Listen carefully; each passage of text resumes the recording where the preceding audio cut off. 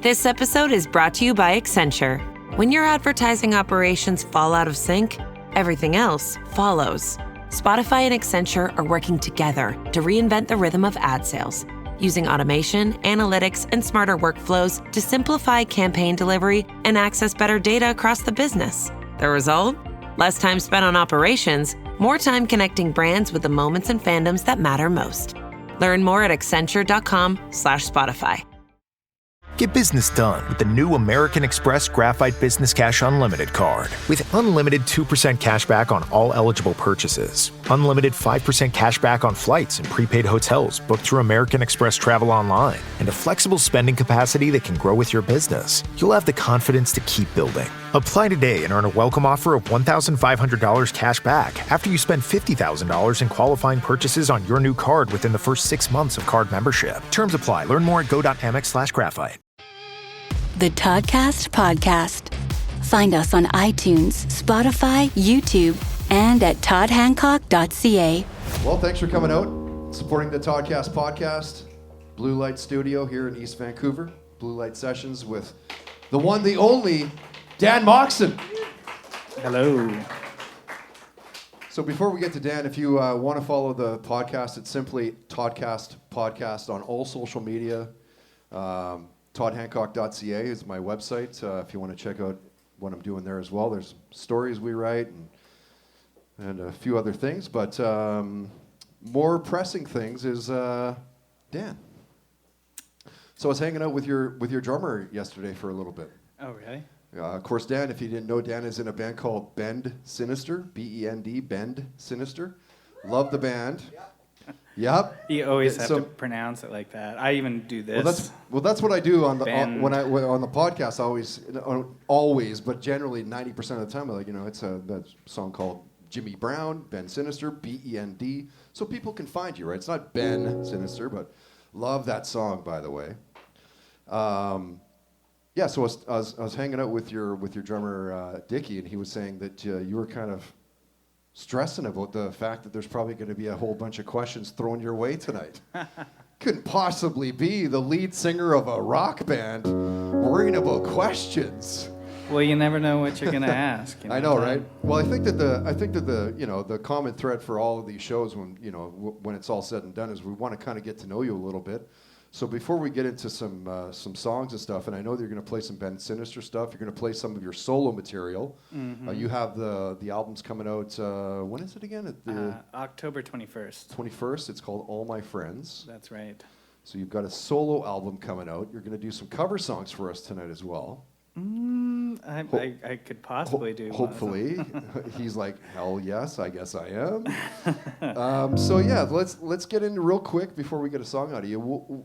Like for the road that you're on, talk about the music and stuff that was in your house and how you got to where you are. Like what are you being influenced by, and what are your parents playing and that sort of thing? Gotcha. Well, I grew up as a fan of metal, and I was a huge metal fiend. Loved, well, yes, actually, I wasn't not huge into Judas Priest, but like Metallica and Black Sabbath and all these bands. And then I was in high school back in the 90s, and I got into like new metal and like even Slipknot. I regret to say, Right.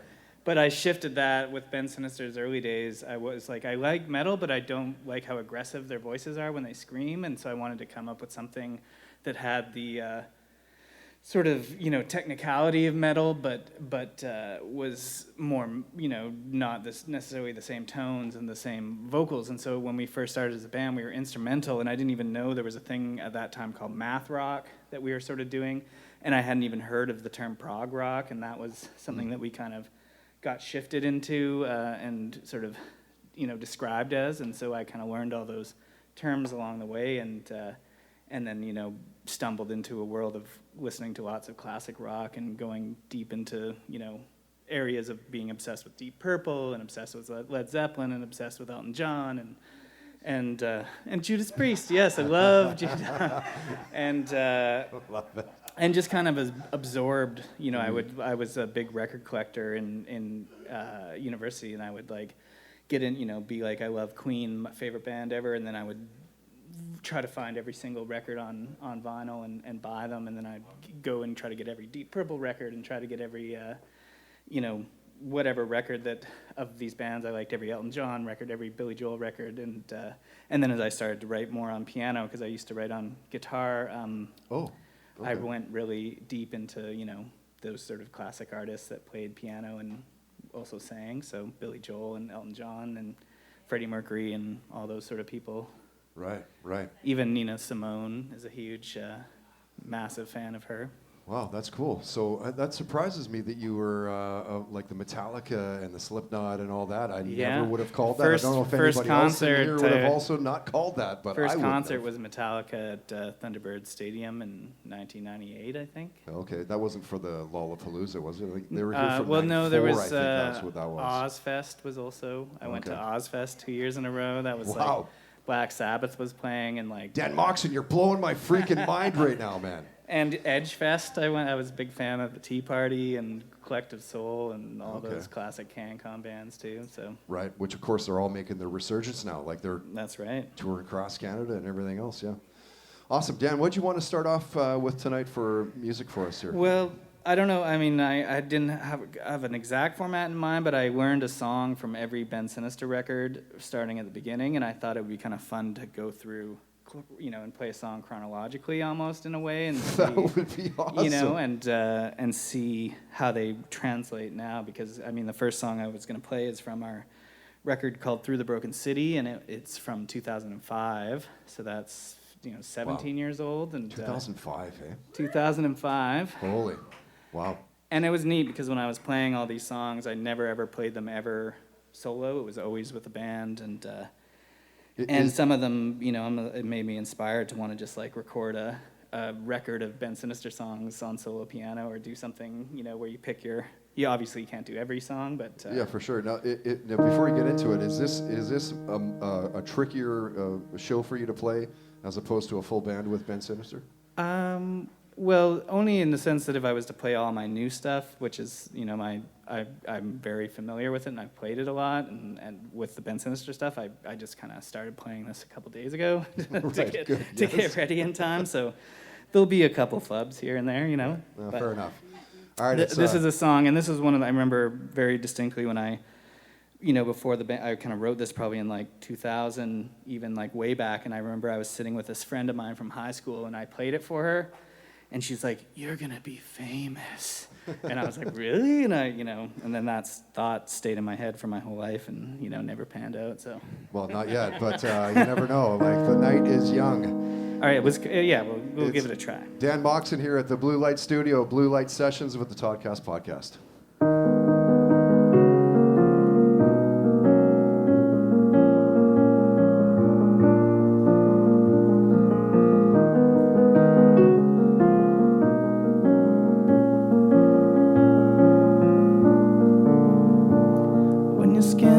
Makes you crawl back from the grave. You're never gonna fly against the wind. When your skin makes you crawl back from the grave, you're never gonna fly against the wind. 'Cause you're bigger than life. You're hopelessly leading the blind against stars that would make even the odds back down.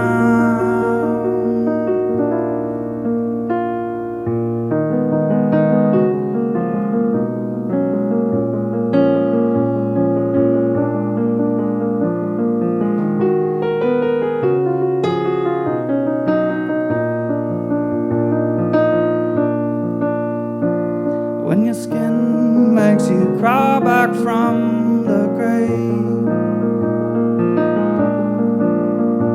you're never gonna fly against the wind. When your skin makes you crawl back from the grave, never gonna fly against the wind. 'Cause you're bigger than life. You're hopelessly leading the blind against stars that would make even the odds back down. The sound of your breathing makes even the heathens. The sound of your breathing makes even the heathens. The sound of your breathing makes even the heathens. The sound of your breathing makes even the heathens cry.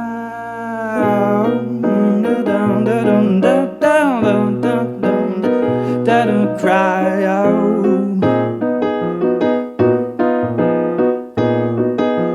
cry out,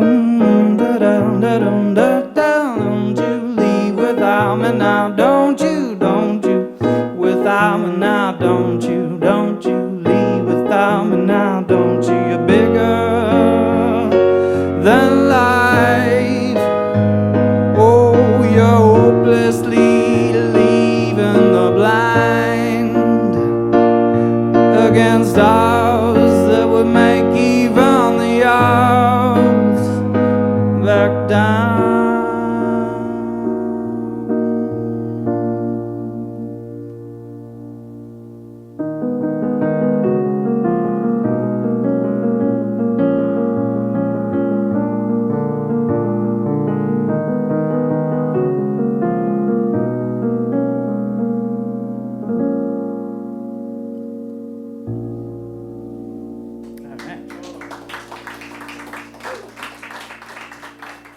You could tell that we were, coming from a math proggy rock background, because I think that song has like 10 parts in it too, Yeah. I actually pared them down for this version. And no pressure with the multiple cameras coming right up close, Oh my God.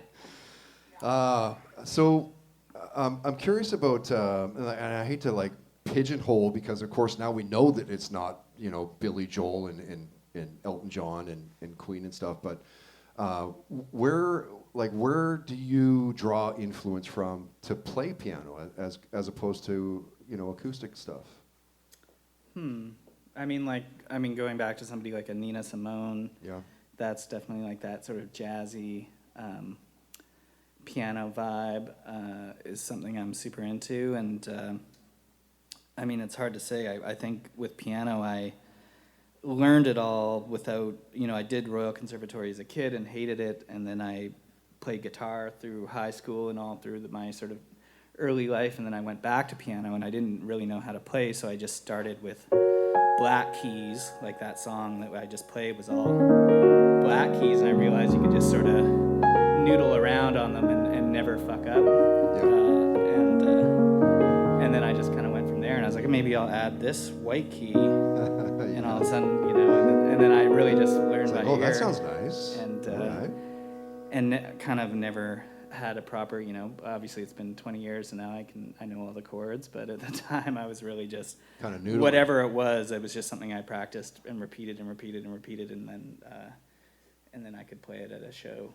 Right. Now, do you feel as comfortable on a piano as you do acoustic guitar or guitar?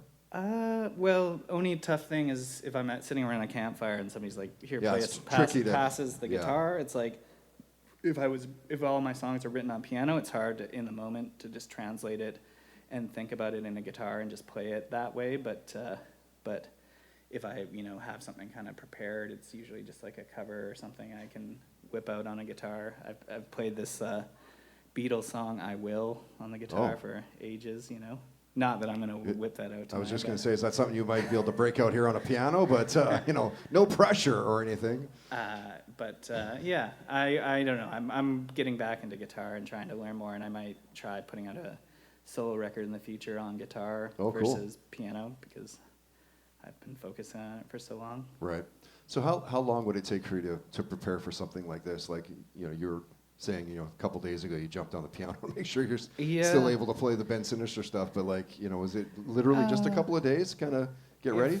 Yeah, I mean, if it was stuff from my new record that's coming out, you know, you just like to play the songs 2 or 3 times so you make sure you haven't forgotten anything. But obviously, if I'm going back and learning old tunes, I don't know, I would just spend an hour here and an hour there, kind of playing them. Yep. So a bit of time. I mean, the words come back to you without having to look them up most of the time, which is kind of nice. Is that the trickiest stuff? Is the actual words of the song, not the way that it's yeah, the it's words. There's a muscle memory, and once you start with the first chord of a song, if you don't think about it, sometimes it all just comes back without you ever having to think about it. But other times, you're just like, I have no idea what the words are. Right. Geez, I hope I get this right. I mean, there was one song. Yeah, I was learning a bunch, and there's one song that I just, for whatever reason, the chords, I was completely out of my mind, and I had to watch a YouTube video of the band playing it like 3 or 4 times before I could figure it out. Eventually, you just said, "Fuck it, it's not getting in the set," I guess. Or well, we'll see how much time we have. Nice. All right, Dan, what would you like to play for us next year tonight? I was gonna go back. So that first one was from 2005, and then our next record was a self-titled EP from 2007. And this song got on the radio for us, and it got us a lot of buzz. And I know this fellow Grant Lawrence from CBC had voted it as like top song of the year, and we got a lot of traction from this song. And I remember, you know, at the time when I was writing the song, I was in a massive Beach Boys phase. I was super obsessed with the Beach Boys, and this is a song that I've never attempted it on solo piano ever, because it's got this middle section that has a really fast guitar solo, and so that was one of the biggest things that I was practicing at home, and I say I'll nail it, but realistically I'm gonna fingers crossed. I'm gonna F it up, because it goes very crazy with this guitar solo, and it's very hard to translate that to solo piano. But if I can, figure it out, we'll see how it goes. It's called Time Breaks Down. All right, goes back 15 years with Dan Moxon here at Blue Light Studio, East Vancouver. So leave your worries out the door, stop thinking about the TV world. I know it's hard, but you can't complain now, girl. So you need someone to let you in on the secret I've been keeping for 1,000 years, a secret keeping me from 1,000 tears, and I'm up now. If I tell you what it is, you keep it safe from the sound and make sure no one else around knows that time breaks down. Leave it on your own 2 feet. Don't you know the time breaks down? Leave it on your own 2 feet. Leave it on your own 2 feet. Leave it on your own 2 feet. Well, it's just as easy as 1, 2, 3, but the only ones that know, baby, are you and me. So let's make a pact to hide the fact now, girl, to keep it safe and sound, and make sure no one else around knows that time breaks down. Leave it on your own 2 feet. Don't you know the time breaks down? Leave it on your own 2 feet. Leave it on your own 2 feet. Leave it on your own 2 feet. Right now.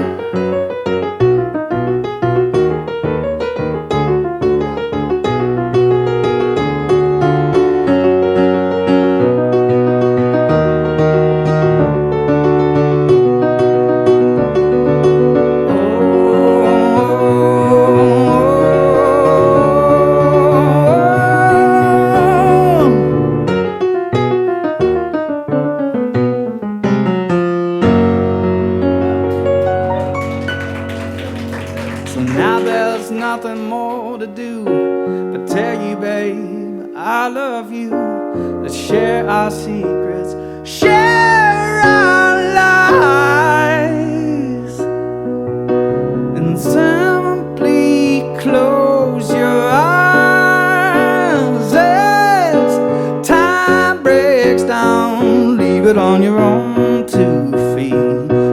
you know the time breaks down. Leave it on your own 2 feet. Leave it on your own 2 feet. Leave it on your own 2 feet right now.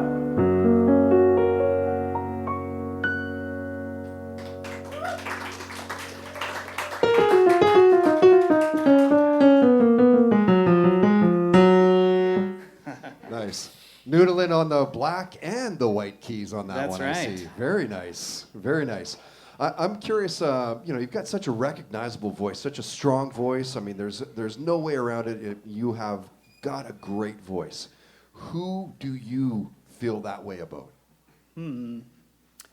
Well, that's a good, I mean, I really like, let's see, I was thinking, that With a Little Help from My Friends, Joe Cocker version, yeah. I love that kind of gritty voice like that. I also like the Joni Mitchells, and I like the Brittany Howard from Alabama Shakes. Oh, yeah, good call. And I don't know, there's lots of voices out there that are amazing, but I find that I don't know if my taste is the taste of everybody out there, but I feel like when I listen to a song, I can instantly decide whether I think the singer is legitimate and soulful and real or fake right away. It's like a thing where I instantly the song can be the best song in the world, but if the singer doesn't grab me and I can just feel that soul behind their voice, I'm just like, nah, not into it. I wonder how much that plays into like somebody singing another person's words. Like, is it harder to sing somebody's song that's not written by you? I don't know. I mean, I think I always strive with any cover to make it my own, and sometimes I butt heads with the Ben Sinister guys where they're like, dude, you have to play this, there's this turnaround and it's like 4 bars of 6 and 2 bars of 5 and a bar of 4, and I'm just like, I don't care, just play it the way I play it. This is a C and this is a D, and I just kind of simplify it and make it the way, and I don't even sing the melody the same as the people that would sing it. You just kind of make the songs your own, and then it becomes something that you almost can take ownership of when you've played it a bunch of times and you feel like it's, I don't know. Yeah, well, it's like that. I don't know if you guys have heard the Chris Cornell album where he did a whole bunch of different cover songs and stuff. He does a version of John Lennon's Wheels Go Round. Just watching the wheels go round and round. Okay. I love to watch them roll. He does a great version of that.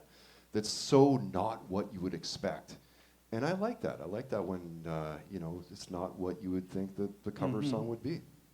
Well, that's definitely the case, that the best covers take the song somewhere else, though there was this trend in the last few years where every big song from the 70s got turned into a super mellow, sad solo piano thing that they would do in the trailers of movies. You guys know what I'm talking about? And they just play the song, but it's always slow and sad, and then that version is, can get cheesy after time. I think you know where I'm going with this.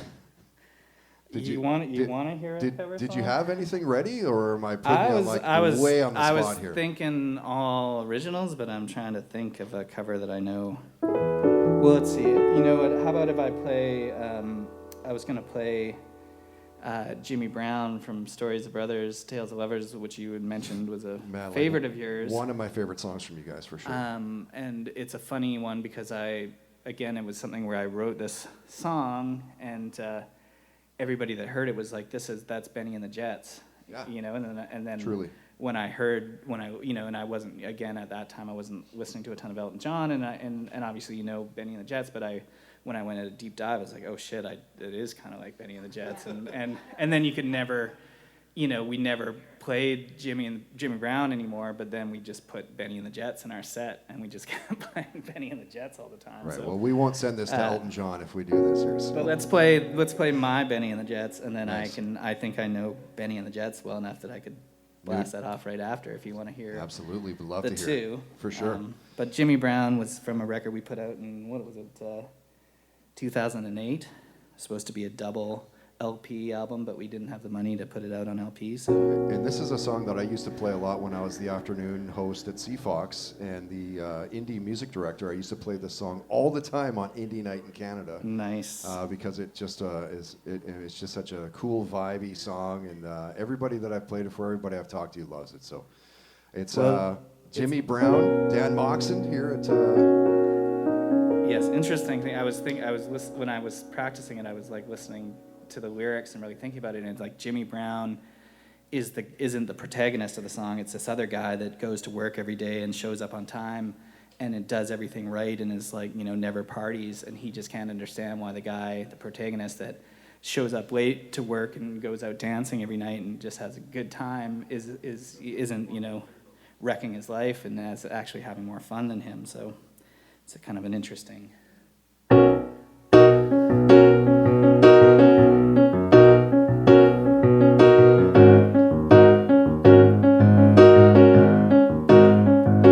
Well, now you got to remember about Jimmy Brown. He was getting on up when you were getting down. Dancing through the streets, you shy, it's gonna be alright. Oh, we're gonna dance all night. Oh, we're gonna dance all night. Well, Jim shows up early and you show up late. It's plain for all to see that you ain't no Bill Gates. Well, Jimmy shakes his head, you say, man, we're gonna be alright. Oh, we're gonna dance all night. Oh, we're gonna dance all night. And all the ladies dig your style. They cry your name and beg your love the whole while. They're dancing to the day you die. Jimmy Brown will never understand why you don't do the same old things he does. No good times aren't enough.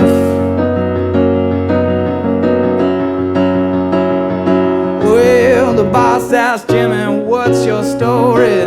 He writes you out in a blaze of glory. Bon Jovi would be proud and he'd sing with you. We're gonna be alright. Oh, we're gonna dance all night. Oh, we're gonna dance all night.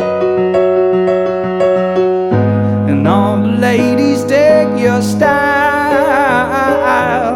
They cry your name and beg your love. Oh, dancing to the day you die. And Jimmy Brown will never understand why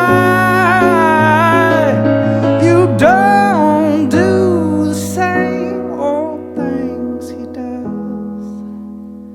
No good times aren't enough.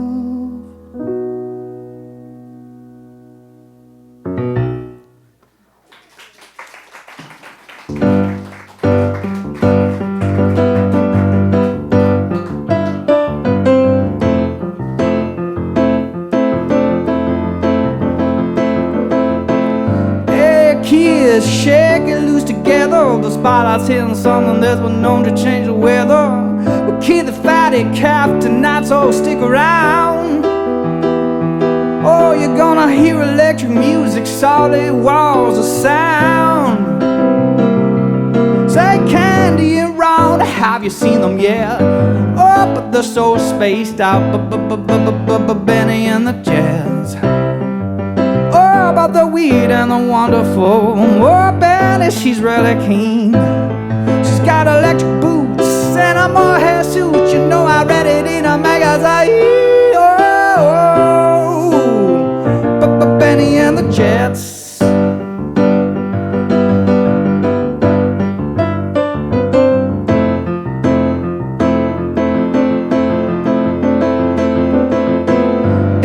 Kids plug into the faithless. Maybe they were blinded, but Benny makes them ageless. Since survive, let's take ourselves along. street to find out who's right and who's wrong. What's the candy around? Have you seen them yet? Oh, but they're so spaced out. Benny and the Jets.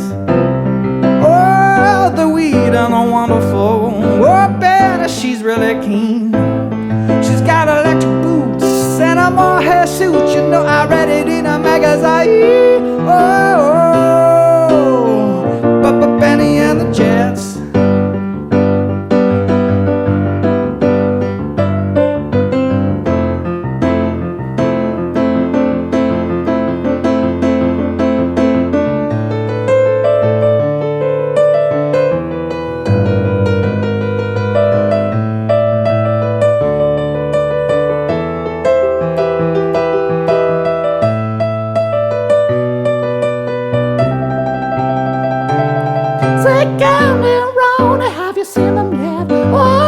So spaced out, Benny and the Jets.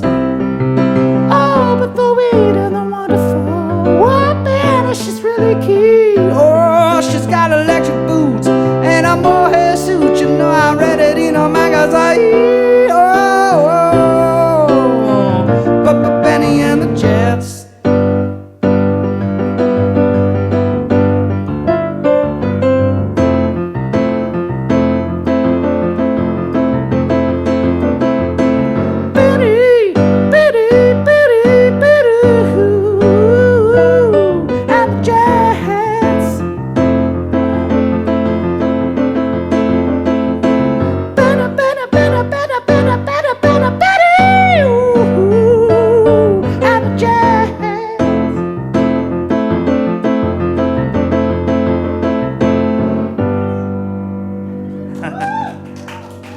Fantastic. It's Dan Moxon here at the Blue Light Sessions, Blue Light Studio, East Vancouver. Benny and the Jets, going back a few years for that one. When did you start getting serious about playing music? Like, was it early on? Was it a teenager? I was in like probably grade 7, and I was playing guitar. Okay, so fairly early. And I was super, obsessed with starting a band and having, I was super nerdy and was listening to like Everclear and Collective Soul and weird, like I said, those CanCon bands, and but I was definitely into it, and I got, super obsessed with learning the guitar, and I was going to lessons every week and played in jazz quartets around town, and like Jazz, yes, I learned jazz early, and played, like, this music teacher would basically pimp out his, grade 10 students to, like, play events, and he'd pocket half the money and give us some money, and then we were like, oh, this is amazing, we're playing gigs, and but you were like, you'd be the band at the community theater between, at intermission, people come out of the play, and there's a band playing smooth jazz in the lobby, and you're just like, this is amazing. Nice. But how are your jazz hands today? Still pretty good? Even with the jazz world, I never fully dipped both feet in. I just kind of knew how to solo on a pentatonic and a couple of different scales, but when it got too crazy, I was like, I don't know what's going on here. Right. But right. Like Math 11. Well, I never sang jazz, and I there was one of those groups in my high school where they did the like skibba da da da ba dee ba da da, and I just was like, you guys are, I thought I was a nerd, but you guys are taking it to the seriously next nerdy. level. Like I always hated the scatting. I was just waiting for the guitar solo to kick in on the on the songs. What was your first concert that you went to? First ever, first big one was that Metallica show I was mentioning earlier, but in terms of like a first ever concert, geez, I can't even, I'm sure it was probably like Raffi or something as a, right. like some sort of kids thing. Yeah, fair enough. All right, well, let's get another song out of you. Sure. No time like the present. Well, let's see. So after, is this? I don't know if the chronological No, I love it. is cool, but you guys are cool with that, right? The chronological of Ben fun, Sinister. right? Like, why not? Absolutely. This was another one. After we put out that EP, we put out another EP in 2010 called Spring Romance, and this was when we were part of the Peak Performance Project, where it was like a radio thing that they did, and and you could win some serious money. First place was $150,000, and third place was $50,000. And how did you guys do for that? Well, there was a funny thing because we played this. We were in the top 3, and it was really queued up that people thought we were going to win and the $150,000. And we headlined the show. There was a big show at the Commodore, and we played, and just like it was a sold out Commodore show, and we killed it. And then they announced the winners, and they announced us as the third place. Of the 3 bands, and the entire Commodore went into booze. It was this like crazy thing where it was like God. and and I'm more than happy with Yikes. $50,000, but Sure. But it was just it was a bit of a thing where it was a crazy night. And Who were the other bands? Can you remember from that year? there was one called The Left, and yeah. they've left the building. They have 10 years officially ago. left the building. That was Eric. I can't remember his last name. Yeah, one of the guys is still playing some shows, but they haven't played for a long time. And then the other band was We Are the City, who won first place. Okay, I remember those guys. And We Are the City. They're now in a song or in a band called Big Kill Future, and they do very avant-garde pop music. But they were We Are the City up until a year or 2 ago, and still putting out music. And they do amazing music. I love their tunes, but it was they were always the band that was 10 years younger than us that opened all our shows in Kelowna back in the day. Whenever we'd play Kelowna, and yeah, but they're still pumping out tunes and being very active. So okay, cool. All Sure right. that. So this is a song. This is a song we wrote around that time, and there was again when it got lots of radio play, lots of buzz, and it was called "Things Will Get Better." I actually went to Toronto to write it with one of the guys from that 3 Days Grace band. You know that? Yeah. Which guy was that? Neil Sanderson? Yeah. The And then drummer of 3 Days the other Grace. guy was this guy named Casey. And it was one of those things, it was my first time writing with other people, and I just had this song written, but they just kind of tinkered with a few lyrics and arrangement things, and then you had to give them 33%, which was no big Right, deal. of course, 'cause it was yes. Up to that point, it's 33% of nothing, so. Right, yeah, fair enough. All right, again, thank you for coming out to the Toddcast podcast. Blue Light Sessions here at Blue Light Studio, East Vancouver. Dan Moxon.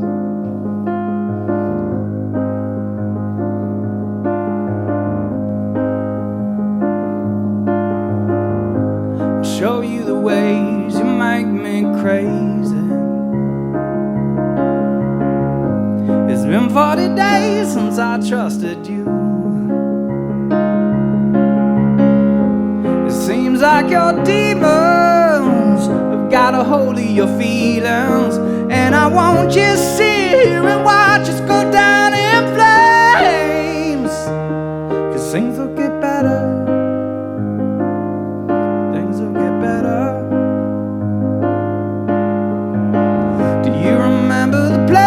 I used to take you.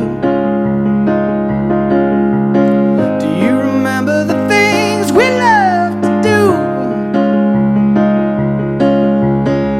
We were running in circles. Ain't it funny how life goes? Some people change, some people stay the same. Well, I believe there's a part of us still shining through. I know in my heart that I'll never give up on you. 'Cause things will get better. Oh, things will get better. It might take forever, but things will get better. It might take forever,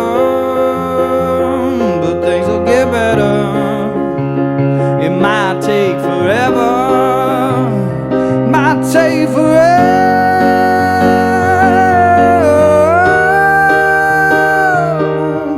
I believe there's a part of us still shining through. Because I know in my heart that I'll never give up on you. 'Cause things will get better.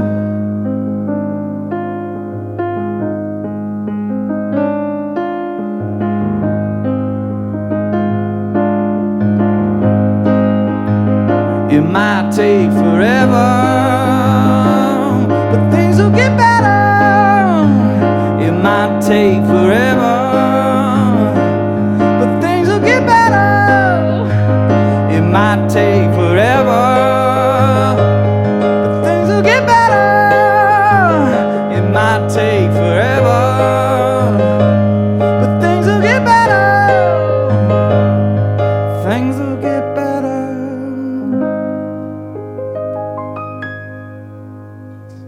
Love it. Nice work. Thank you. I'm curious, what was, a lot of people think like $50,000, that's a lot of money. Yeah. What's the most frivolous thing you spent, and how quickly did that money fall through the fingers? Right. Well, because it was sort of like conceived as a grant, you couldn't just pocket, money or do anything. But what we did was we decided, because we had a management company and a label and a bunch of people in Toronto, we moved to Toronto and did nothing but play music for about 6 months or maybe a year.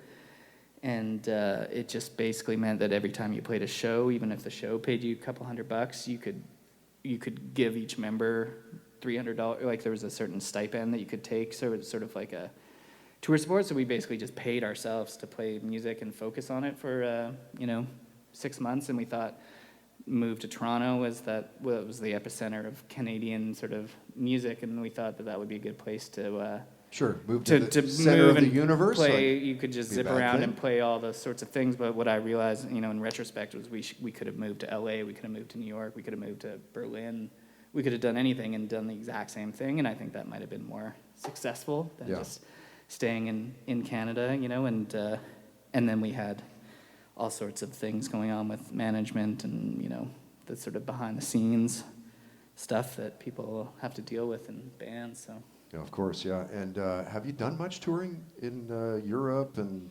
Yes, around the world? We've toured Europe 3 or 4 times. Once we did a really big van tour, a bus tour, like with 30 or 40 shows, and we were opening for this band that this guy Mike Portnoy played drums in. He's the Dream Theater guy, and he was a big star in the prog rock world. So the shows were all like rammed, and we had amazing shows every night, and but also it was our first time sleeping in a big giant tour bus and doing that whole thing and having backline or these amazing, they'd give you breakfast, lunch, and dinner in the venues, and it was like you were treated like royalty, and it was wonderful. But then we had tons of fans, and they're like, please come back, and we're like, we don't have any money to come back on our own. Right, exactly. like right now it's a good feel-good thing, but holy crap. But that was probably like 2016, maybe 2017. Okay. It's fairly recent. More recent, yes, but feels like ages ago after all that's gone down. I know, right? What a crazy couple of years there. All right, we'll take a quick break after one more song from Dan. We'll take maybe a 10 or 15 minute break just to grab a couple drinks, and we'll split this into 2 parts. So we'll get some solo stuff, I believe, in the second part of tonight's festivities. But more from Ben Sinister. I don't want to run out of time and not play any solo stuff. Maybe I'll play a solo song now. Well, that also will work. We're not gonna run out of time. This is our. I'll play the. This is the first single from my new record that came out. It came out first single came out in June or July or something like that, and. It was a funny one that I wrote right before the pandemic, and it was called All My Friends Are Dead. Oh, so this is, if you listen to the Toddcast, yes. We've been playing this for the last, since you shot me the song, we've been playing it almost every other week kind of thing, just to make sure people are aware of what you're doing. And it's such a tongue-in-cheek song. That's right. Very fitting for today's times. It felt weird to put it out after the pandemic, because some people, if you just hear the name of the song, All My Friends Are Dead, you think, it's rather morbid or something, but it's actually just a joke about how as you kind of age and get older, it's like nobody goes out anymore, and you try to get somebody to go out, and they're just like, I gotta work tomorrow, I can't go out, I can't do stuff, I'm already in my pajamas, kids. So, And I wrote this before I had a kid of my own, and then I realized that I was probably the one that doesn't, go out, and if my friends ask me to go out, I'm like, oh no, I got this, I gotta be in bed by, 9 o'clock tonight, sorry. That's right, yeah. Tonight's a late night for There's Dan. even a line in it, leave the kids at home, they need some time alone, and they're probably better off without you.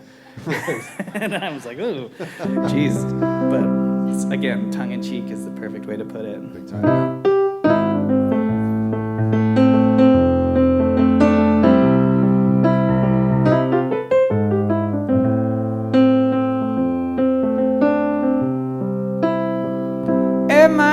what you doing tonight? Do you want to go and see a show? Would if I could, but I can't, so I won't. But thanks for asking me to go. If you're staying in, I could bring over some gin or soda if it's not your vibe. No, I can do even if I wanted to. I gotta be at work by 9. Well, maybe I could see you later. If you're not gonna meet your maker, you're growing old while you're still young. Well, all my friends are dead, so I'm hanging by myself instead. It might not be the end, but all my friends are dead. Now it's Saturday night and I'm feeling alright. I'm looking for somebody to call. I throw out some lines, everybody's got no time. They're busy doing nothing at all. If you're hot up on cash or drunk off your ass, I'll grab a tab and get you home by your curfew. Leave them kids at home that need some time alone. They're probably better off without you. Did you ever stop and think to wonder how everyone's 6 feet under? You're growing old while you're still young. Well, all my friends are dead, so I'm hanging by myself instead. Might not be the end, but all my friends are dead. Oh yeah, yeah.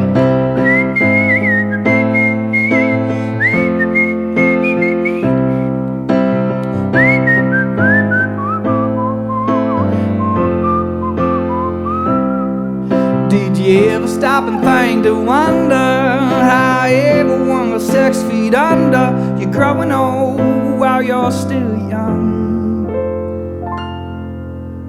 All my friends are dead, so I'm hanging by myself instead. It might not be the end, but all my friends are dead. I say now all my friends are dead, so I'm hanging by myself instead. It might not be the end, but all my friends are dead. I said now all my friends are dead, so I'm hanging by myself instead. It might not be the end, but all my friends are dead.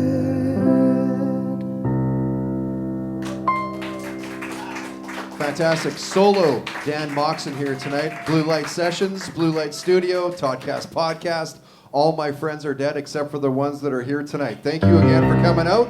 So I guess without further ado, of course, we're going to get more solo stuff. You were like, oh, I better get a solo just song. give me in, 'cause a, we're like, dude, no, this is our show. Like, we'll get in whatever we want. But what did you want to get into from Ben Sinister stuff? Oh yeah, well there's now? well, I'm looking at there's like 1, 2, 3, 4. There's 5 more albums from Ben Sinister to deep dip through. I don't know, but Let's do it. let's do this. This was an EP we put out in 2012, and it was called Give It a Rest. Or no, On My Mind EP. Sorry, I don't even know anymore. But this was a song as he song goes here. that would have been probably, if I was putting out solo music at the time, it would have been one I would have done solo. But I put it out with a band, and it was called Please. What was it even called? It's honestly been that long. Please Say. Please say. All right.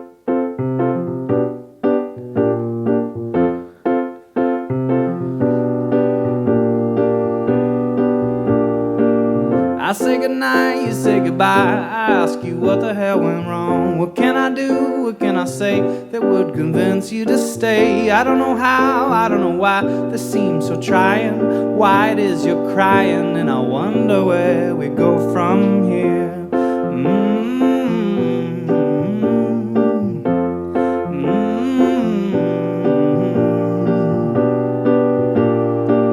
I say I'm yours, you say no more. No words could mend this mess we're in. Is there a song or simple rhyme that could help you change your mind? I only wish I knew why this was so trying, why it is you're crying, and I wonder where we go from here to where our love is in the clear. Please say that you will stay. Please say that you will stay. Please say that you will stay. Please say that you will stay.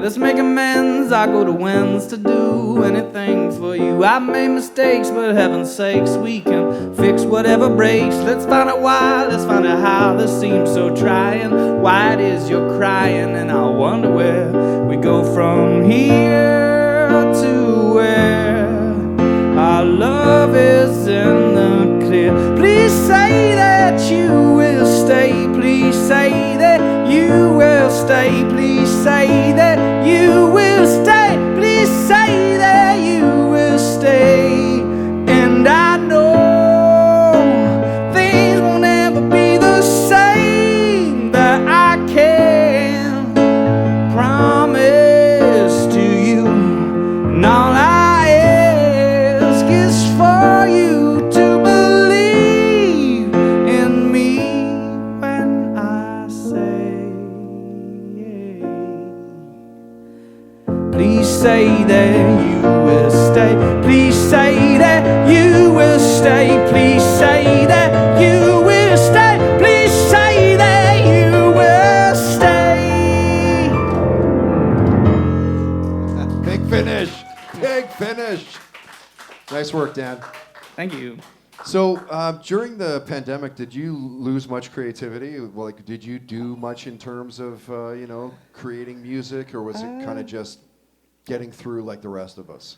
Well, when at the start with Ben Sinister, we put out a bunch of cover songs, and we did it where I would record my piano and sing my part, and then I would send that video or that audio to one of the other guys, and they would record it at home, and then we shot videos of ourselves playing at home, and then cut it all together as these sort of isolation videos. And it was kind of funny because we had this theme going where the first song I was actually chatting with this fella outside about it, and Kyle, first one was "Police Don't Stand So Close to Me," because we were kind of had a COVID theme, and then we did Queen, "I Want to Break Free," because he just wanted to get out of the house and do stuff, and then we did this this song that's "All by Myself." I forget the artist's name. I think Eric something, but it was like "All by myself, don't wanna be." Who is that? Was that? It's amazing. I covered the song and played it 20 times, and I can't remember his name. It's in the back of my somewhere. When I was the cobwebs. young, it's actually a like very Barry Manilow or some beautiful, bullshit like that, isn't it? I don't know, but. And then that was like very early 2020, and it was funny. I just bought a new tour van for a tour in 2020, and then everything kind of happened where I had to cancel that. But I was stoked to have a new van anyway. But yeah, got something out of the deal anyway. But then I entered this contest, this Canadian songwriting thing, where you would write with people over Zoom and co-write, and I did a song with my friend JP, who did one of these recently, and this lady named Kenny Starr, and we wrote a song together. And the idea of the whole thing was called the Canadian Songwriting Challenge, and you had to write a song sort of about the challenge of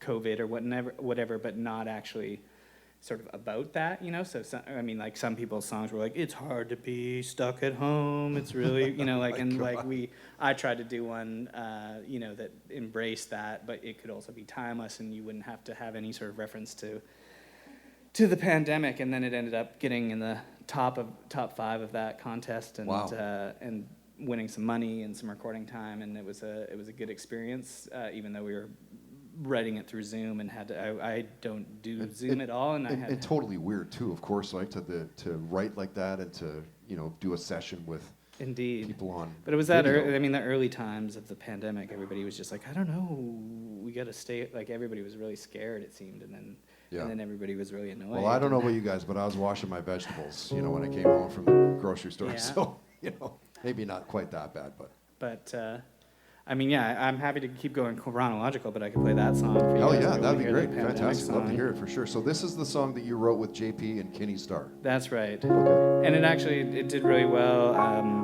It got on that show, Grace and Frankie. Do you know that? Like, it's like Oh, a yeah. Netflix show, and Yeah. and I was amazing because after it was on that show, you get to see your stats through like Apple artists and things like that, and it was getting like 3,000 Shazams a month. Wow. From people in like all over the world because they heard it on this show, and I guess it Randomly gets playing it. Yeah. and they like took out their phones and were like, "What is this?" And like, you know, that feels special to me when somebody, Yeah, hell yeah. you know, when somebody goes like this, Like, it feels what special. is this? You know, I need to 'cause know who this is. Yeah. Awesome. Yeah, I'd But- love to hear it for sure. So it goes like this, yeah.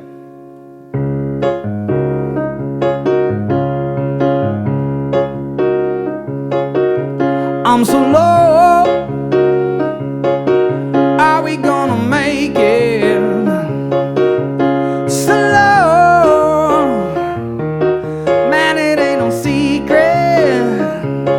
We do like we do,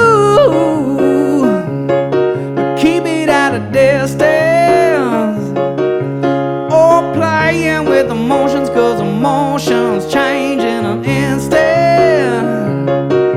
Passing time with passing the hat, trying to get by till it's time to get back to the life that we once had. Take the girl with the band, take the girl with the band. I'm so low, at least we're low together. We're so low, it's not now or never. You do you, and I can be your wellness. Or playing with emotions, 'cause emotions catch like a sickness. Passing time with passing the head, trying to get by till it's time to get back to the life that we once had. Take the girl with the band, take the girl with the band. Oh, when life hands you lemons, you make lemonade. Try to be thankful for the food on your plate. Try to get by till it's time to get back to the life that we once had. Take the girl with the band.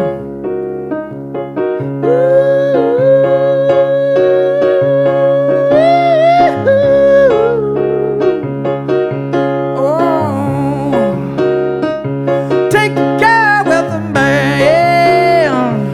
Take the girl with the band. Take the girl with the band. Take the girl with the band.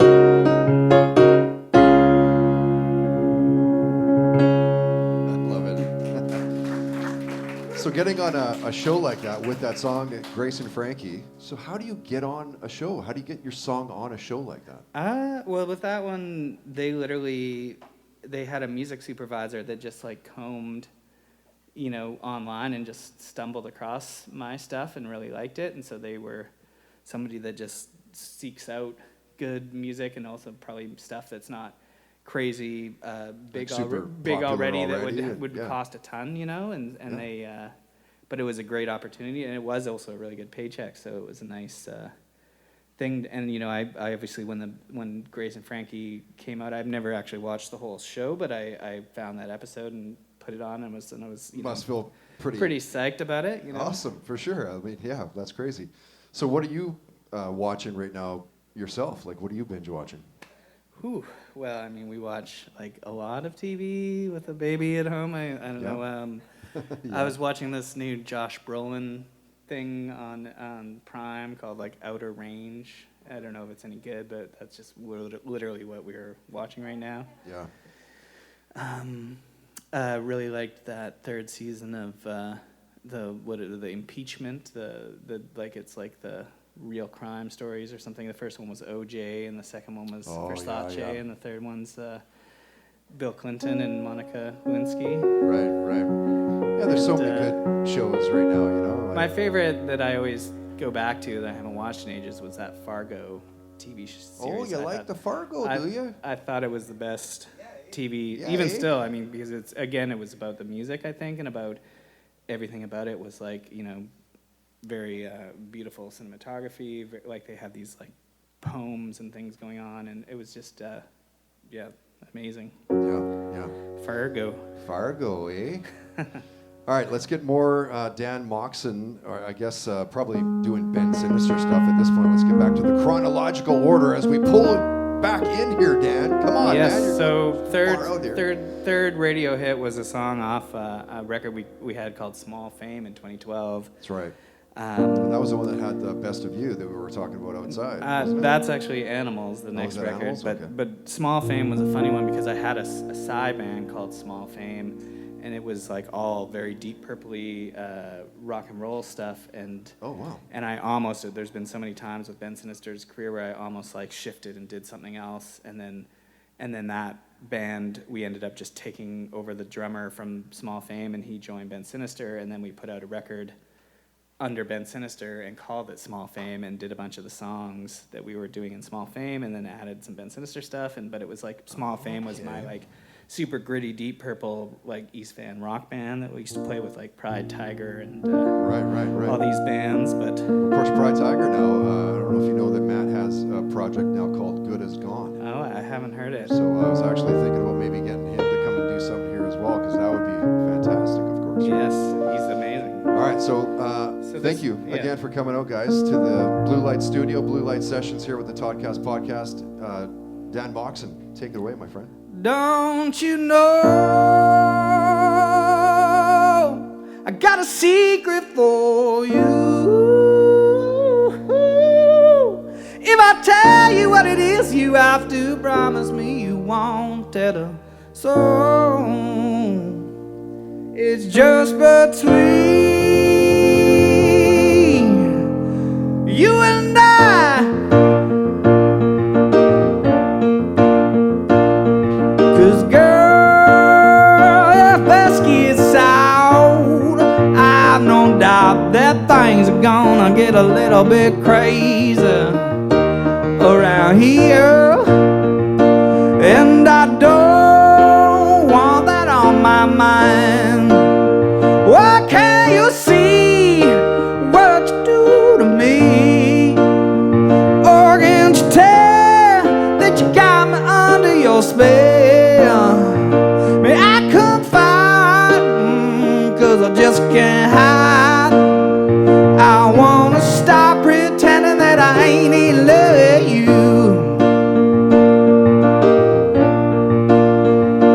Don't you know it's been too long that I've been cold as ice, and not as nice as I really should have been to you. I played the fool when I thought I was acting cool. Why can't you see what you do to me? Oh, can't you tell that I got you under my spell? May I confide, 'cause I just can't hide. I wanna stop pretending that I ain't in love with you. I wanna stop pretending that I ain't in love with you. Oh yeah, I said ooh.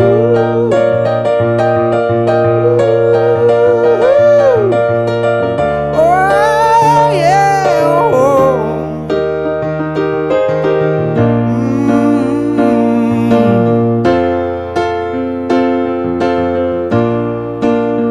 May I confide that I just can't hide, or can't see what you do to me? Yeah, may I confide, 'cause I just can't hide. I wanna stop pretending that I ain't in love with you. I wanna stop pretending that I ain't in love with you. I wanna stop pretending that I ain't in love with you.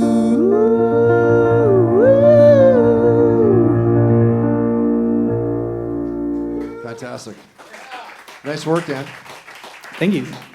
So as you're putting together these songs with your bandmates, is there a method to the madness, or does it kind of change? Is there like somebody comes in, maybe they've got a cool riff, or they got a great idea for a song? Like, how is it for you for songwriting in that regard? Well, I mean, up until this point in the band, I mean, up to this 2012 area, I really wrote songs, and then I would just bring them to the band to arrange, and I had all the lyrics and everything done. We would occasionally, I'd bang them again, with Joseph and like do some co-writing with the lyrics, but I had most of the chords and structures in place, and then it was just bringing them to the band because I really felt like Ben Sinister was my pet project or my baby, and I really kind of took a lot more ownership of it than often would poo-poo their ideas or That's what I was just going to say. Like, were you pretty strict on like not wanting to bend too much? Because back to what I was saying before, like when you're having to sing other people's songs or other people's ideas, is it harder? And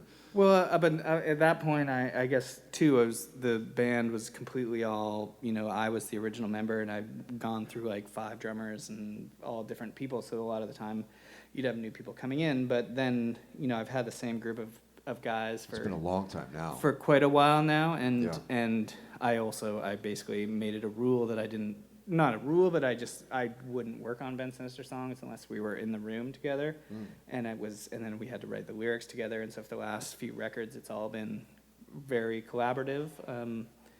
Not that if anything, it can make it challenging because sometimes people are just, instead of being like, "What's best for the song?" they're like, "No, listen to this sick bass riff. I really want to put this bass riff in," and you're like, "It doesn't work for the song. It should just be the simplest thing." But it's you growing though, obviously, right? If you're getting into that point, it's like there's something that is clicking with you to let. Well, I think in the same way that I spoke about in All My Friends Are Dead that nobody wants to go out anymore. Sometimes as you get into your mid 30s or late 30s, or I turned 40 in 2 weeks now. Wow.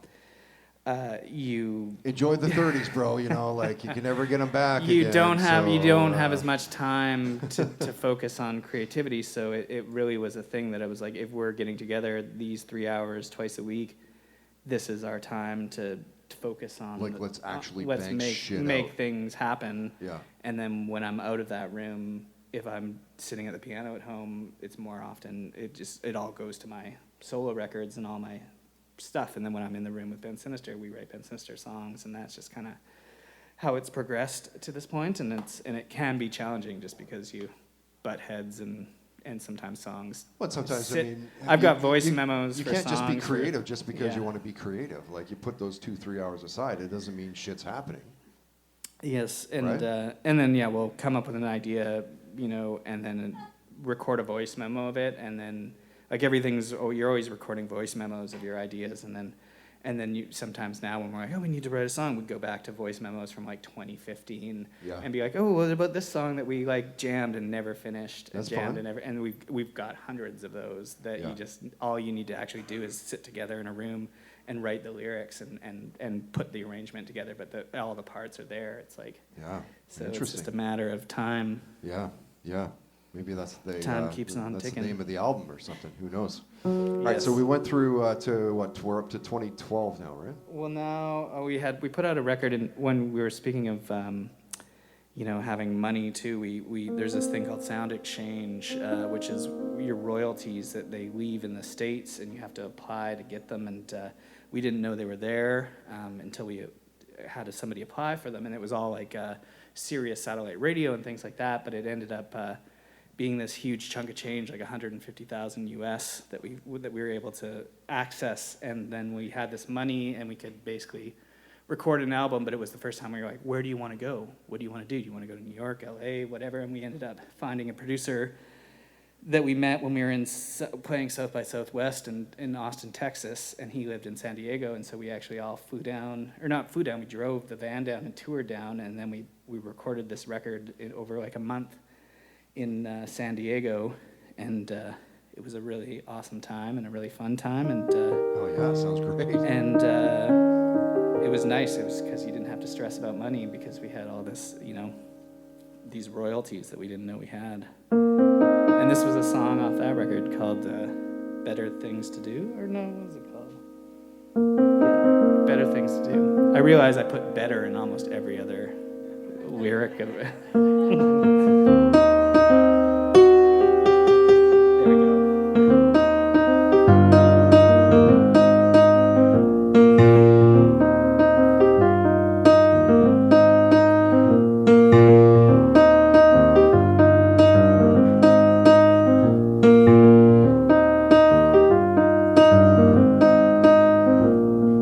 She woke up dancing, wouldn't tell me her name. I met her last night and I'll never be the same. She was sweet as Sunday morning and I had to let her know. But then she grabbed me by the hand and she wouldn't let me go. We were both getting loose at 1:45. The band was still playing, but we both had better things to do.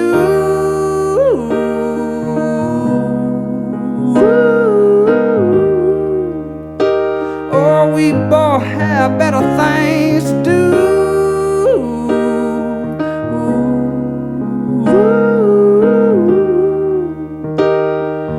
We both have better things.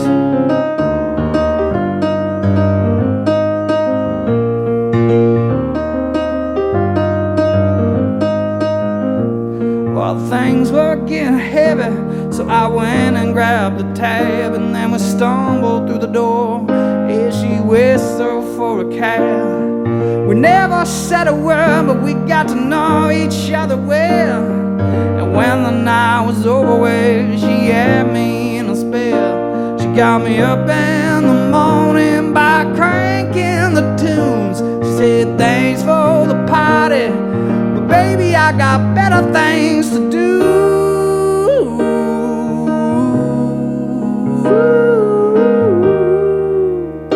Oh, baby, I got better things to do.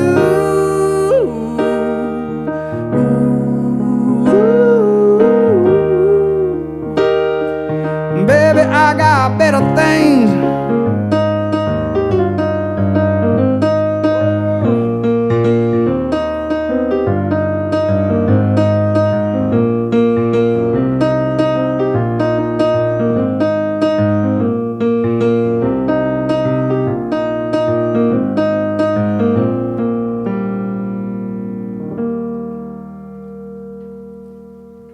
Love it. One of my favorite Ben Sinister songs, man, by a landslide. Love that song. There's normally a big jammy outro section, but I just kind of take that out when I play it live. Yeah, well, it's probably going to be a little bit hard to jam it out on a piano, but... Yeah, you can't do a drum Right. solo. Yeah. I keep seeing you eyeballing my jersey. Are you a hockey fan? Are you a Canucks fan? Is that why you keep looking at it? Or, It's or what? maybe, I don't know, maybe I can't stare you in the eyes. That's probably what it is, yeah. Are you excited for the preseason? It starts tomorrow, you know, of course, right? Preseason tomorrow, 4 o'clock. Canucks play. I have to say I don't like sports. I'm Not sorry. a big sports guy, I Never don't have do been, it. always been just kind of I like jump on the bandwagon when the Canucks are in the playoffs and it's like Sure. Game 6. I'll be Yeah. like, oh, So it's is not this- very often, like is every this 10 an years or excuse 12 years to go you'll have to watch some them. wings and beer at Yep. at somewhere? Yeah, fair enough. But yeah, sorry, I hate sports. I don't do it. Yeah. I like playing sports, golf. Oh, do you really? Oh. Badminton. How's your golf game? It's like from it's in a spot where you only play twice a year, but like it, I guess. So what you're saying is you got a pretty good kick wedge. Yes. Kick that up there a little bit. What do you want to play for us All next? right. Man? This one, this was the one I was talking about that was really hard to remember, and it's a song I went to, like Garth Richardson has a studio in on the Sunshine Coast. That's right. He was produced Rage Against the Machine's big record and a lot of other sort of things. Sure, lots of stuff. Chili Peppers and Biffy Clyro Yes. and lots of stuff. And it was an amazing thing. They brought Amazing work. 16 songwriters out, and we stayed for like 3 or 4 nights, and they like cooked you breakfast, lunch, and dinner, and then every day you wrote with other people, and it was like a songwriting SoCan camp, and that's super important, though, right? Too. 'Cause, yes, like, and then they paired you with producers. They sometimes pull, like, if you write with somebody, they'll pull ideas out of you that never were there before. You're like, how the hell did I not know that? And this was a song that I wrote at that camp, and then it ended up on our record from, I have a little list here. Yep. The Other Way, that was 2017. Okay, and, so we're coming up 5 years ago. That's right. And and then the version on the record is actually the demo from the camp. So the guys at Ben Sinister didn't play on it, but then we recorded a live version of it, which I actually much prefer, that is on YouTube. But Okay. this is the album version that would have been at the camp. All right, it's Blue Light Sessions with Dan Moxon. We all try so hard to make it. Turn the dark into light. But I know we're gonna be alright. Oh, money ain't got no worries, but it still worries me. Everybody's always playing your best friend, saying love is all you need. But I know we're gonna be alright. Yes, I know we're gonna be alright. Be alright, be alright, be alright, be alright, be alright, be alright. Yes, I know we're gonna be alright. You know you never really need to fake it. Yeah. Oh, even if you're not so sure. I might be sleeping on the couch tonight, but it's better than the floor. Yes, I know we're gonna be alright. Yes, I know we're gonna be alright. Be alright, be alright, be alright, be alright, be alright. Oh, when I see the sun come up and I can't imagine giving up. Yes, I know we're gonna be alright.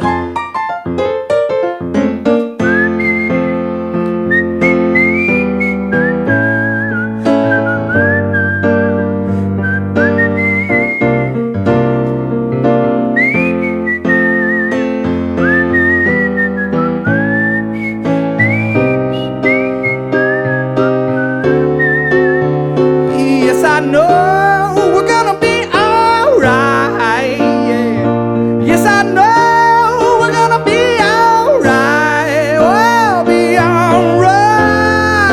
Oh, be alright. Be alright. Oh, be alright. Be alright. Oh, when I see the sun come up and I can't imagine giving up. Yes, I know we're gonna be alright, yeah. Yes, I know we're gonna be alright. Yes, I know we're gonna be alright.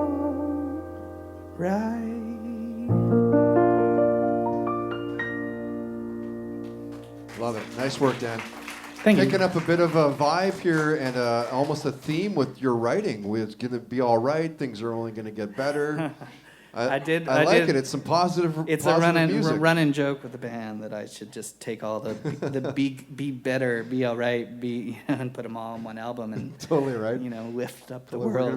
gonna be the great album. So that we're into 2017 for that one. So, do you just write when the kind of the moment strikes you, or is there like a muse? Like, how do you get into the songwriting head? I guess. Mm-hmm. Honestly, everything starts with chords, and then I add. It's just something you hear. You're like, oh, that sounds pretty cool. You just you're noodling around and you're touching things, and all of a sudden it just it comes together, nice. Yeah. Yeah, I mean, it's hard to say. It's like, and then sometimes you don't write for a very long time. I know actually when I was at the thing with JP and Dom, they were saying the same thing. Sometimes you don't write for 6 months you're just busy with life and doing other things, but it's a lot of the time it's just carving out the time. If I go on a holiday, I always bring this little mini keyboard with me and a guitar, and a lot of times you start coming up with ideas then, and then you go home, and now I've got a piano in my living room, and I'll put the baby down on the floor and kind of make sure it's all baby proof, and then I play songs, and she just sort of sits there, and you can sort of get away with double duty watching the Right. baby and writing at the same time. And there's this one song I always play. I play it for every morning, and I might turn it into a song, but it's just this like it gets her going. She's like, and I have it be like, Ava's walking around, oh Ava's walking around, well you'll never see her coming, so you better start running, 'cause Ava's walking around. Like, imagine having a parent, a dad or a mom that does stuff like that, and just blowing your mind. That's so cool, man. Oh yeah. I love It's. that. I think it's got something. Well, I there's don't want it definitely to be like. There's definitely something there, for sure. Yeah. Yeah. All right. Next song, what would you like to play? Okay. Well, we're now up we get to. into 20, this is, 19, like, how often are you guys releasing albums? Almost every couple of years, It's right? every couple of years. Yeah. This was a record that we put out on. It's on vinyl as well, and it's from 2018. It was called Foolish Games, and this was the title track from that record, Foolish Games. And again, it's one I don't usually play solo, but I'm gonna give it a try. So. All right. Love it.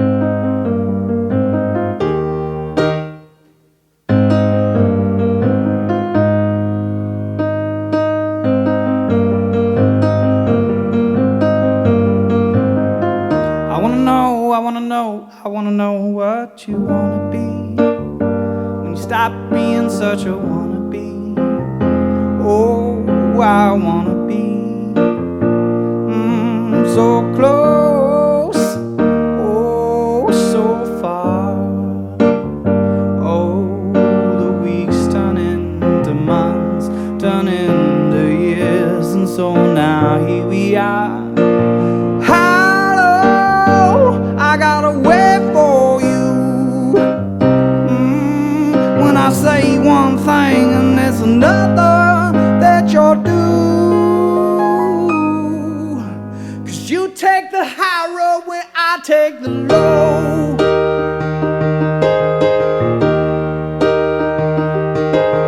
You take the high road when I take the low. You say goodbye when I say hello. The funny ways we disagree, the foolish games, you got a hold on me, yeah. You take the high road when I take the low. You say goodbye when I say hello. The funny ways we disagree, the foolish games, you got a hold on me, yeah. Oh, your foolish games have got a hold on me. Your foolish games have got a hold on me. I'll stop trying to be so cruel. Or if you stop trying, oh, to be so cool. Oh, well, I lay my cards upon the table, you fold and walk away. Well, I ain't gonna hate you, I ain't gonna chase you. There's only one thing to say. You take the high road when I take the low. You say goodbye when I say hello. Funny ways we disagree. Your foolish games, you got a hold on me, yeah. You take the high road when I take the low. You say goodbye when I say hello. The funny ways we disagree. Foolish games, you got a hold on me. Oh yeah, your foolish games have got a hold on me. Your foolish games have got a hold on me. Did a fantastic job. Thank you, Dan. All right. Am I out to lunch and thinking that almost sounded like Feist could have written that song? Maybe. Sung that song? Maybe I'm out to lunch. I think I just heard a in the back, but maybe I'm wrong, but I don't know. That's what I heard. What would you like to get into next? I know we're just plowing through the material at this point. Yes. Well, that record, I mean, during the pandemic, Ben Sinister also released an EP, but it was all songs that were supposed to be on Foolish Games and didn't make the cut, and so we took the demos, and it was one of those things where you're like, oh, what do we should do something, and we just put out the demos from this other record, and so I don't really consider it a record, you know. But is that really though? Like for most people, I think that when they hear the songs, especially when they're demo form, you know. Well, I shouldn't say demos. They're still recorded quite well, but they weren't the final album. You know, we didn't spend a ton of time to polish them up in the mixing studio and whatever. that. And so, but it was something to put out in the pandemic and just kind of have content coming out. So I'm gonna skip by that one, which was called "Why Can't We Be Happy," and move right into 2019, which I guess that's previous, which is my first solo record, and that was a record, it was a long time coming, where I had a ton of songs that didn't make the cut with Ben Sinister, and then I had a bunch of new songs, and I put them all out on a solo record. I recorded it in this studio here at Blue Light with my friend JP as the co-producer. Oh, cool. Used this piano. I guess you can't see. There used to be a window here. Another studio right behind that, yeah. And there was a piano that was in there, and that piano was in here, and we used that for most of the record. Now you say that it didn't make the cut. It didn't make the cut because it didn't fit like the stylistic or the vibe. Well, of what just you're there was trying there was the new record when I put out. It was called Lounge Singer. It was my first solo record, and half the songs were brand new that I had written for the record, and half the songs were songs that didn't make a record with Ben Sinister because maybe they weren't, you know, rock and roll enough, or they were more mellow, or they were more chill, and I just had these songs and I wanted to put them out on something. Mm-hmm. And so they ended up making half the record, and half the record was all brand new stuff. This was one of the brand new songs off that record, and it was, but yeah, there was a mix, because there's a lot of times you have songs that just don't, that you still think are really good, but they just don't make their way on a record, you know? Yep, fair enough. So this is off your first solo album. Yes, and I meant to bring vinyl of this record tonight to see if anybody wanted to buy one, but I forgot, so. Yeah, fair enough. You live too far away to come and grab it, so. But you can listen to it on, if you go to Spotify or Apple Music, it's free, believe it or not. Nice.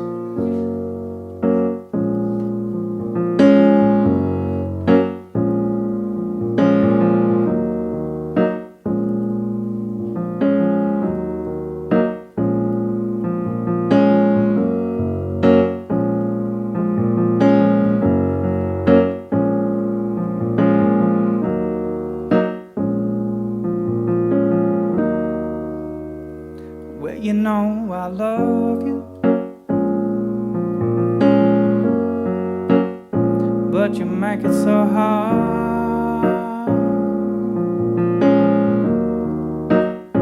Well, I don't wanna leave you, but you caught me off guard.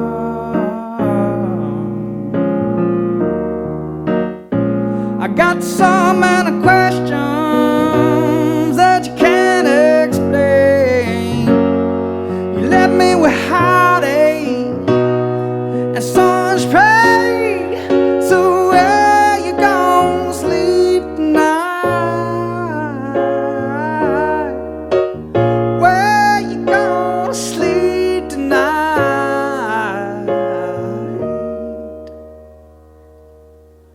Whenever you're wrong, I pretend that you're right, and I'm never really sure where you're going. Some nights, don't I treat you right? Don't I treat you right? I wanna be the man that you want me to be, but I like to shine. Yes, I need you to see, tell the truth to me. Oh, tell the truth to me. I got so many questions that you can't explain. Left me with heartache and so much pain. So where you gonna sleep tonight? Where you gonna sleep tonight?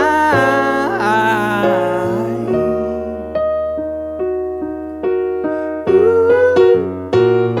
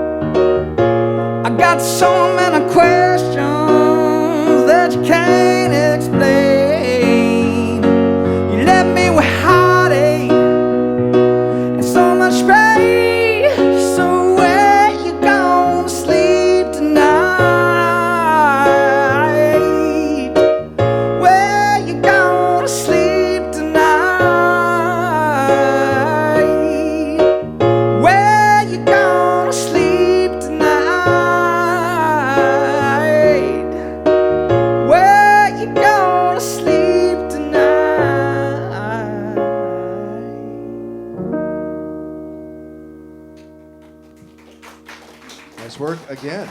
Thank you. Fun fact, actually, my friend Julie over there directed the video for that song, which is shot in an IKEA. Oh, that's great. Overnight, with two dancers that were, kind of free spirit, I don't know what you call free form dancing, as though they were going through the pushes and pulls of a relationship and all these. But my initial idea was like, let's go to an IKEA because I can sit in like 20 different beds and be like, where are you going to sleep tonight? I don't know. Very literal. There's so many beds, but we turned it into this beautiful thing where they, were in different kitchens, and I don't think you can even really tell it's an IKEA that much in the video. It just looks like we got a zillion locations for really cheap. So, but it was a wonderful video. You should check it out. Julie's over there. Right on. Thank you for coming. And what is your take, now that we're on that subject, what is your take on videos? Because I know that there's a lot of artists that aren't fans of making videos, only because now it actually pulls away from your fans and your followers and your friends' vision of that song, and it's specific now to your vision. How do you, what's your take on creating videos? I mean, I guess if I had, had my ducks in a row, I would always put out a music video with each single. Oh, yeah? Okay. But I find it a struggle to think of like a really great idea every time, and I wish you could just like find somebody that, you really trust and say, can you take this and turn it into something? And I don't want videos where it's just me and the camera and doing, something, I kind of like something interesting or I don't mind being in the video, but it has to be something kind of interesting. So the last one I did was my friend named Jessica, and she does stop animation, and she did a little sort of stop animation, which I wrote a treatment with the sort of concept, all my friends are dead, but have like dinosaurs and stop animation and do this sort of video where, they kind of act out the song, and she ended up doing that for the video, and I love when it kind of all comes together like that, or like it all came together with the Where You Gonna Sleep Tonight video, and I even did one for the song Blue, which I was really happy with, where I went with my partner Abigail there to Fino and a couple guys, and we shot all Super 8 footage, and we just had a bunch of cameras, and I lugged my Wurlitzer piano, which I was gonna bring here tonight, but it's not sounding so good right now, and we just brought it to all these beaches and all these different spaces, and shot all this Super 8 footage and then cut it together, and it was a really pretty. I just love the kind of that vibe, that really old grainy vibe, which now you can just touch a button on your phone. Exactly. And whatever be like, style it's you Super want, 8, right? but having it really, like you had to send the footage to Toronto to get it developed and wait for it to come back, and it's a whole thing, and it was a really great experience. So I would love to make videos, but sometimes you just don't have time, and you don't have the budget and a team around you to really make that a priority. Like that. Sure. So, especially when it's not just you in front of a camera. Yes, right? but I mean the video for All My Friends Are Dead got almost 30,000 views, so that's like a good, and whereas this, it just helps, right, to get traction that way. Yeah, for sure. All right, so we're now past, or I guess we're getting into the. We'd be basically in the new record. I mean, how much time do we have here? We got time for a couple songs. A couple songs. A couple more, yeah. Well, I'm gonna play. This one is one that when I was writing that last record, Lounge Singer, I was in here and I was playing these chords on the piano, and it took me like 5 years to put this song together. But I was just very excited with it when I finally finished it, because I thought the chords were the prettiest chords I'd ever noodled on before, and it was called it's a song called The Storm We Know, and so it was written on that piano that's now in that room over there. Okay. And Dan, by the way, if you want to rip through a few songs here to wrap us up for tonight, as opposed to me jumping in after every song, if you want to do that, I'm totally open to that idea. Sure, So I'll play a few new songs ones off your solo album here. and then call it a night. Yeah, sounds I great. heard we were gonna go get a burger at this place called Elephant. That's a late night burger spot. Yeah, sounds great. It's supposed to be good. All right. Thank you for doing this again, Dan. All right, just gotta remember it.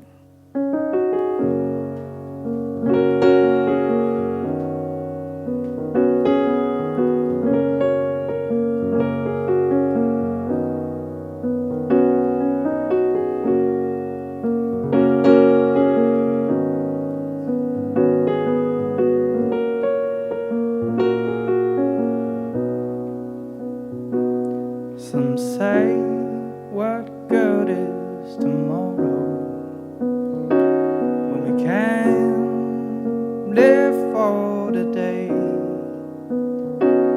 In my life, I've never gone hungry, and I've never needed to pray. No fears of persecution, no bricks crumbling down off my walls, no fights so hard that I put up my guard, ran bloody, crying down the street. But still, life seems so hard. Yes, it does. The storm we know is like a breeze. The cold sets in, but will never freeze. The waters may get rough, but we'll brave the seas. 'Cause the storm we know is like a breeze.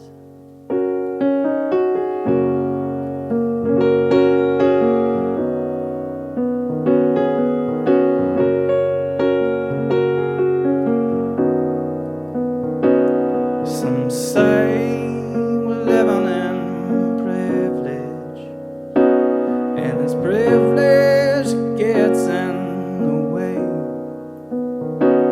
But I was taught to love thy neighbor, 'cause we all got the same bills to pay. We can learn from teaching each other. We can all learn how to save the day.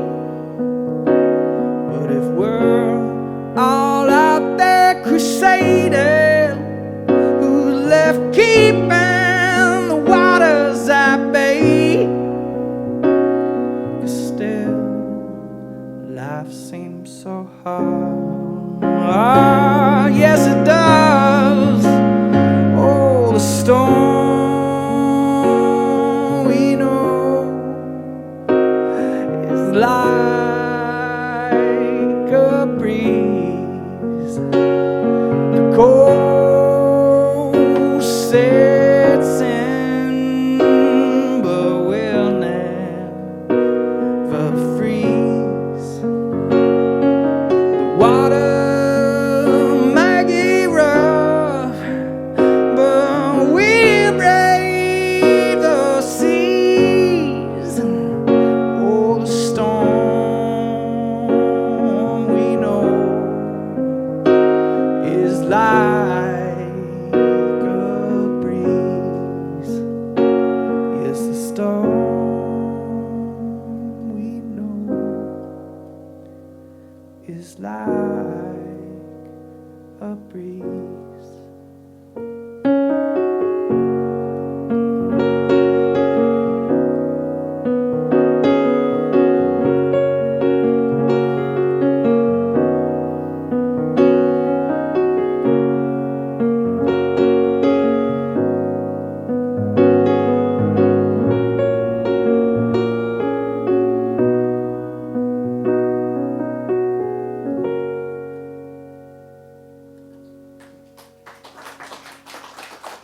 Thank you. Okay, I'll do one more for you guys. Thank you.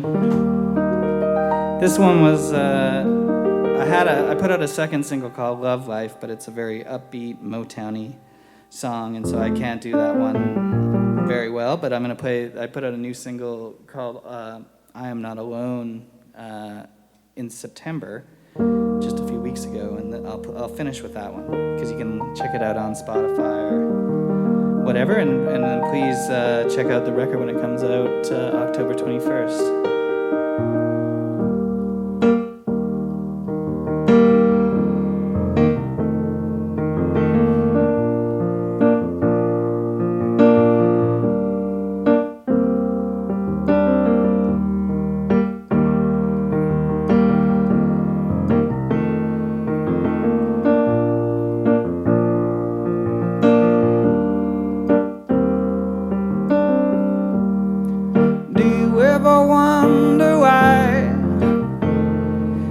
So hard to keep your head above the water.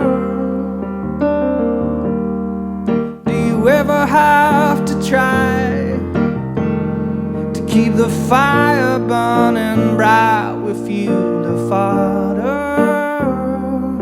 When you break your back 'cause you cannot ask for help, when you hide behind the feelings that you never felt, when you look for love but it never comes your way, when your story has no hero that saves the day, oh, you gotta say, I'm not alone, I'm not alone.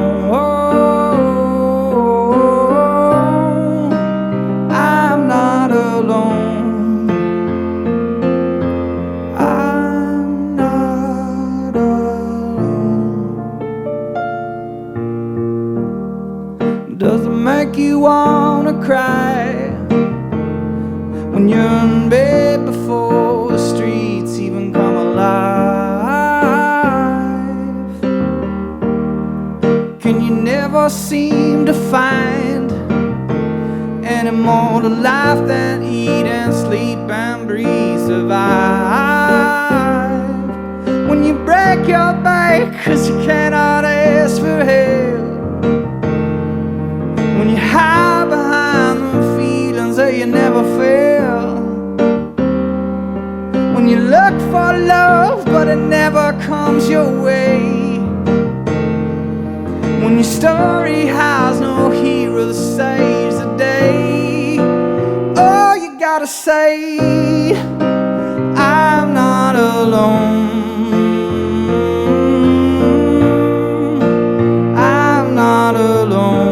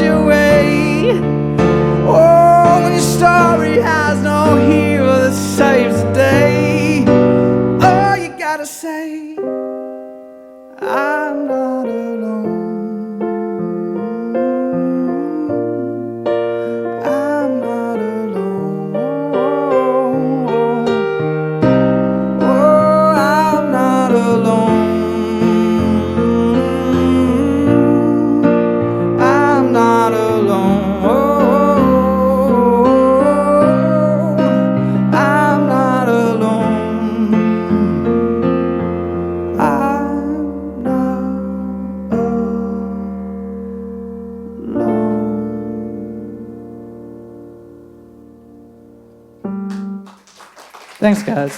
Thank you for coming. I appreciate it. Right on, Dan. Thank you so much for doing this tonight. You are a talent beyond talents, man. Like, phenomenal voice. I love your work. Thank you so much for coming out and supporting the podcast. Of course, Blue Light Studio, Blue Light Sessions here in East Vancouver. We do them the last Saturday of every month. On October 29th, we have Spendo. The full band is playing, and hopefully you can come to that. Have a great night. Please don't drink and drive. Get home safe. Dan, thanks so much for coming and hanging out with us tonight. Had a great night. Thank you so much. All right. Thanks, Todd. Follow along on Instagram, Twitter, Facebook, YouTube, and SoundCloud. Find us at Toddcast Podcast. What if I told you you only have 12 hours to legally have sex? To finding true love. Or just like a good guy. From the director of Easy A and Anyone But You. This whole thing is nuts. There's nothing traditional about this night. On August 7th, the clock starts on the summer's biggest rom-com. I'm Owen. Allie. What about you and me? Monica Barbaro, Callum Turner. I've been told I'm a 7. By who? Your mom? Nah, she thinks I'm a 10. One night only. Rated R. Only in theaters August 7th. The right window treatments change everything. Your sleep, your privacy, the way every room looks and feels. At Blinds.com, we've spent 30 years making it surprisingly simple to get exactly what your home needs. We've covered over 25 million windows and have 50,000 5-star reviews to prove we deliver. Whether you DIY it or want a pro to handle everything from measure to install, we have you covered. Real design professionals, free samples, zero pressure. Right now, get up to 50% off with minimum purchase, plus get a free professional measure at Blinds.com. Rules and restrictions apply. For 8 years, we've been asking the same question over and over again. How did this happen? My name's Mandy. And I'm Melissa, and we're the hosts of Moms and Mysteries, the true crime podcast with over 55 million downloads. We're two Florida moms who are obsessed with mysteries. Each week, we do deep dives into fascinating true crime stories. We cover everything from infamous cases like Casey Anthony to the bizarre and complex crimes right here in our home state, like the shocking murder of FSU professor Dan Markell. We bring you the facts, but with warmth and wit you'd only get from two friends who have been hooked on mysteries since childhood. Join us for new episodes of Moms and Mysteries every Tuesday and Thursday. Listen to Moms and Mysteries on Apple Podcasts, Spotify, or wherever you get your podcast.